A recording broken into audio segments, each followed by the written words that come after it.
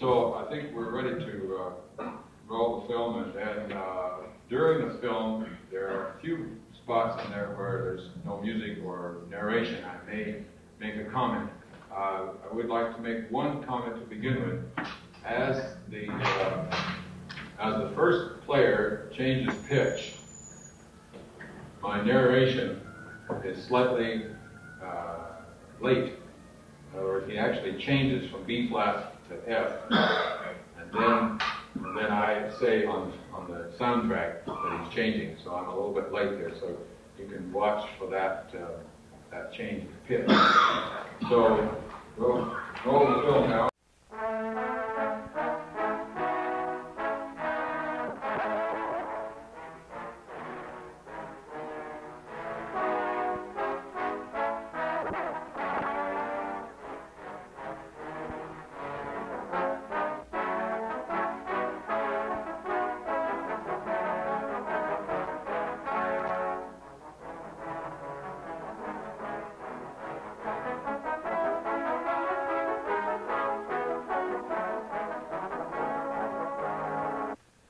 Studying the vibration of the lips through high-speed photography has greatly increased the knowledge of brass teachers and performers. As a result of my first study, several theories are now accepted as established facts. First, there are two main types of embouchures classified by the direction of the airstream. The downstream is the most common. Second, both lips vibrate at the frequency of the pitch produced. However, one lip usually predominates. For the downstream type, the upper lip is the most active, while for the upstream type, the lower lip is dominant. Third, during the vibration cycle, the lips close completely. When they do not, poor tone quality results. This present study, involving a larger number of players, confirms my earlier findings and provides new insights and information. It was funded by the Faculty Grants Program of Walla Walla College.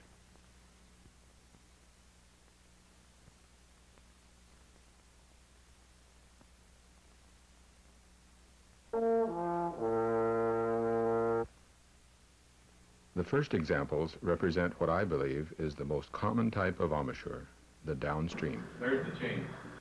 Notice the slight overlapping of the upper lip over the lower. This, as we shall see, is characteristic of the downstream type. Watch for the movement causing the change of pitch. Beginning with B flat, the pitch now drops to F. Then, after sustaining the F, a larger change to the low B flat. The change of pitch is marked not only by slower vibration, but also by larger aperture in the lips. Now notice the in and out, down and up motion of the lips, and that there is more upper than lower lip in the mouthpiece.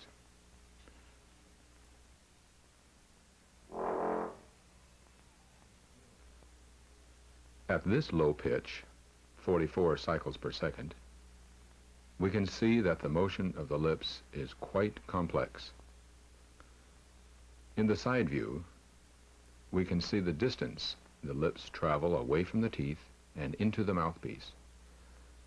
Here, as well as in the front view, you will notice that there is a whip-like action of the lips, particularly with the upper lip. The lips pop open, swing forward, and the upper lip moves upward. Then both lips move toward the closed position more slowly than they left it.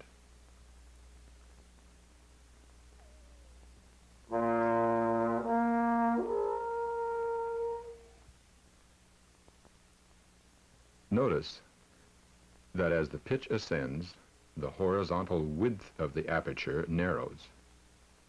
But also notice that at the same time, the lips are turned in and brought closer to the teeth so that the amount of lip vertically decreases. We all know that a small mass can be made to vibrate rapidly more easily than a large mass. When players realize how to control this mass, they can develop their upper range more easily. The player's slightly off-center aperture apparently does not influence the tone or technique.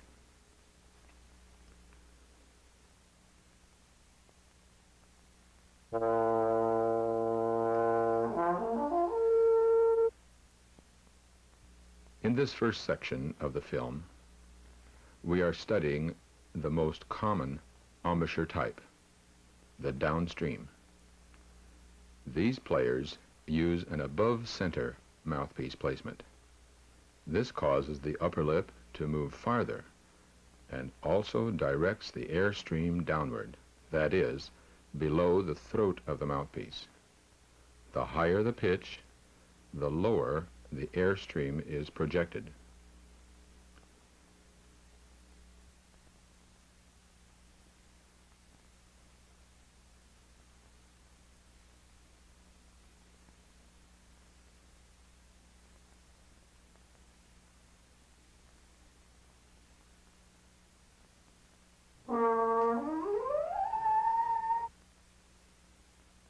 This embouchure had the highest mouthpiece placement of all.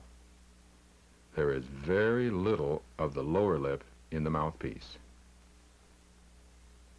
Of course, because of the high pitches he is playing, there is very little movement. This is Bill Watrous. And all of these sounds were recorded at the moment of the recording, so what you see is what you get.